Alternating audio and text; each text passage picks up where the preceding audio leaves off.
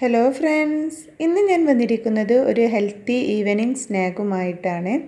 അപ്പോൾ കോഴിമുട്ട ഒന്നും ചേർക്കാതെ നമ്മുടെ വീട്ടിലുള്ള സാധനങ്ങൾ മാത്രം വെച്ചിട്ടുള്ള ഒരു ഈവനിങ് സ്നാക്കിൻ്റെ റെസിപ്പിയാണ് കേട്ടോ. അപ്പോൾ ഇതിനാവശ്യമായിട്ട് 2 നേന്ത്രപ്പഴമാണ് ഞാൻ എടുത്തിട്ടുള്ളത്.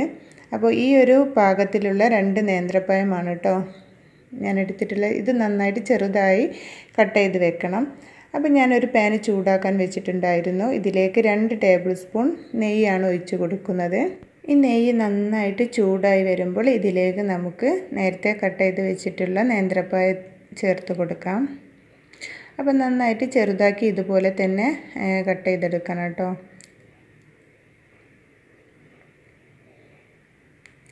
ഇനി ഇത് നമുക്കൊന്ന് മിക്സ് ചെയ്തെടുക്കാം. അപ്പോൾ ഇത് നന്നായിട്ട് മിക്സായി വരുമ്പോൾ ഇതിൻ്റെ നിറമെല്ലാം മാറി വരുന്നത് കാണുന്നില്ലേ? ഈ ഒരു ടൈം ആകുമ്പോൾ നമുക്ക് ഇതിലേക്ക് തേങ്ങ ചേർത്ത് കൊടുക്കണം. അപ്പോൾ ഞാൻ ഇതിലേക്ക് ഒരു 1/2 കപ്പ് തേങ്ങയാണ് കേട്ടോ ചേർത്ത് കൊടുക്കുന്നത്. അപ്പോൾ നിങ്ങൾക്ക് അതിലും കൂടുതൽ ചേർക്കണമെന്നുണ്ടെങ്കിൽ അത് ചേർക്കാം. പിന്നെ പഴത്തിൻ്റെ അളവൊക്കെ നിങ്ങൾക്ക് കൂട്ടുകയോ കുറയ്ക്കുകയോ ഒക്കെ ചെയ്യാം. ഞാനിപ്പോൾ 2 പഴത്തിൻ്റെ ഒരു അളവിലാണ് കേട്ടോ ഞാൻ കാണിക്കുന്നത്. അപ്പോൾ തേങ്ങയും കൂടെ ചേർത്ത് കൊടുക്കാം. എന്നിട്ട് ഇത് നന്നായിട്ടൊന്ന് മിക്സ് ചെയ്തെടുക്കാം.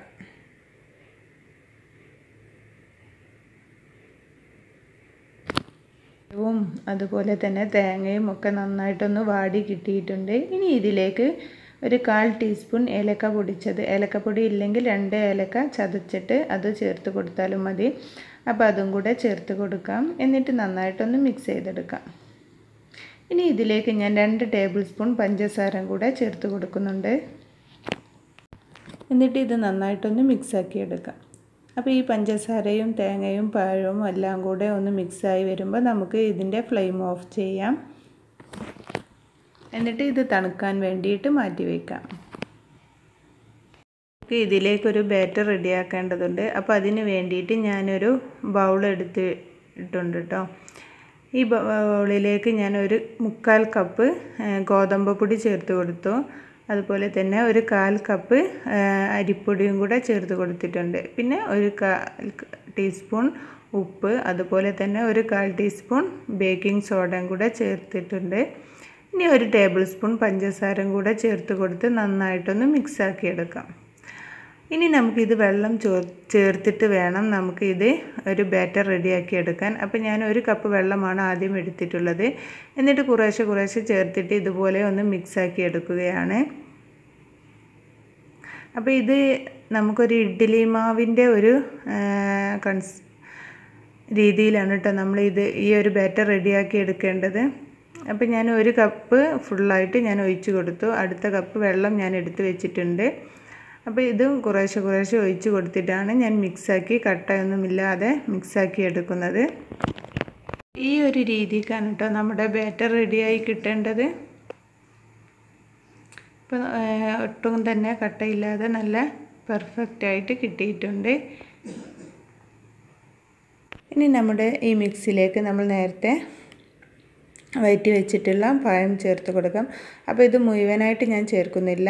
ഇതിൻ്റെ ഒരു 1/4 ഭാഗം മാറ്റി വെച്ചിട്ടാണ് കേട്ടോ ഞാൻ ഇതിലേക്ക് ചേർത്ത് കൊടുത്തിട്ടുള്ളത്. എന്നിട്ട് ഇത് നന്നായിട്ടൊന്ന് മിക്സാക്കി എടുക്കാം. ഇപ്പോൾ നമ്മുടെ ബാറ്ററൊക്കെ മിക്സ് ആയിട്ടുണ്ട്. ഇനി ഞാനൊരു പാൻ ചൂടാക്കാൻ വെച്ചിട്ടുണ്ടായിരുന്നു. അപ്പോൾ നേരത്തെ നമ്മൾ വാട്ടിയെടുത്തിട്ടുള്ള ആ സെയിം പാന് തന്നെയാണ് കേട്ടോ ഞാൻ ചൂടാക്കാൻ വെച്ചിട്ടുള്ളത്.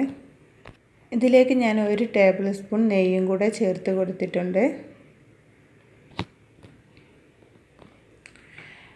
അപ്പോൾ ഈ നെയ്യ് നന്നായിട്ട് മെൽറ്റായി വരുമ്പോൾ ഇതിലേക്ക് നമ്മൾ നേരത്തെ റെഡിയാക്കി വെച്ചിട്ടുള്ള ആ ബാറ്റർ ഒന്ന് ഒഴിച്ച് കൊടുക്കാം. അപ്പോൾ ലോ ഫ്ലെയിമിലിട്ടിട്ട് വേണം കേട്ടോ ഈ ബാറ്റർ ഒഴിച്ച് കൊടുക്കാൻ വേണ്ടിയിട്ട്. ഇനി നമ്മൾ ലോ ഫ്ലെയിമിലിട്ടിട്ട് തന്നെയാണ് കുക്ക് ചെയ്തെടുക്കുന്നതും. അപ്പോൾ ഒരു 20 മിനിറ്റ് വരെ ഒന്ന് വെയിറ്റ് ചെയ്യണം കേട്ടോ. അപ്പോൾ നമ്മുടെ ഈ മിക്സ് നന്നായിട്ട് എല്ലാ ഭാഗത്തേക്കും ആകുന്ന രീതിയിൽ ഇതുപോലെ ഒന്ന് ചെയ്ത് കൊടുക്കാം. അല്ലെങ്കിൽ നമുക്ക് ഇതുപോലെ ഒന്ന് ടാപ്പ് ചെയ്ത് കൊടുത്താലും മതി. ഇനി നമ്മൾ നേരത്തെ മാറ്റി വെച്ചിട്ടുള്ള ആ ഒരു പഴത്തിൻ്റെ മിക്സ് ഉണ്ടല്ലോ, അത് ഇതിൻ്റെ മുകളിലേക്കായിട്ട് ഇട്ട് കൊടുക്കണം. അപ്പോൾ നമ്മുടെ പഴത്തിൻ്റെ മിക്സ് എല്ലാം ഇതിൻ്റെ മുകളിലേക്കായിട്ട് ചേർത്ത് കൊടുത്തിട്ടുണ്ട്. ഇനി നമുക്ക് ഇതൊരു ലിഡ് ഉപയോഗിച്ചിട്ട് ഒരു 10-20 മിനിറ്റ് വരെ ഒന്ന് ലോ ഫ്ലെയിമിലിട്ടിട്ട് ഒന്ന് കുക്ക് ചെയ്തെടുക്കാം. ഇനി ഇവിടെ 20 മിനിറ്റ് കഴിഞ്ഞിട്ടുണ്ട്. അതിന് ശേഷം ഞാൻ ഇതിൻ്റെ അടുപ്പൊന്ന് മാറ്റി നോക്കി.